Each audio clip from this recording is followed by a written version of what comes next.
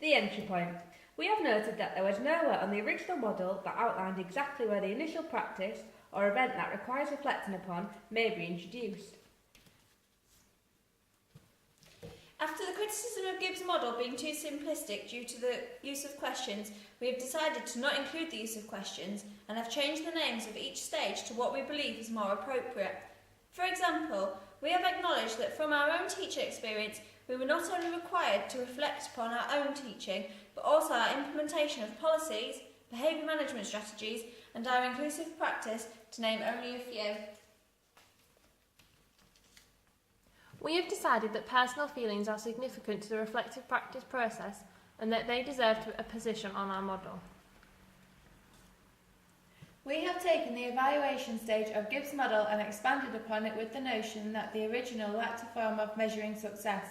We have moved from saying what is good or bad and involved the use of appropriate success criteria for the practice or event. For example, for teaching practice, the success criteria may be results from an APP or even the achievement of lesson objectives. However, for an event in which behaviour management is being reflected upon, the school's policies will be the criteria in which the practitioner measures the appropriateness of their response. Following the previous assessment stage, we think practitioners should rationalise the outcome or results of the assessment.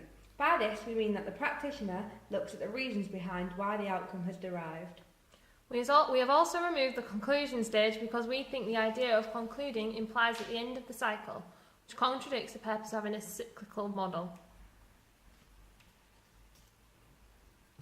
The stage to be last introduced is the named Future Development and Personal Improvement.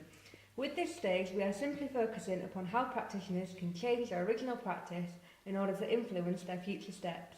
After this stage, if improvements are still required, the cycle will continue. However, at this point we have acknowledged that some practice may be rightfully reflected upon as being outstanding, and therefore the cycle may be deemed complete.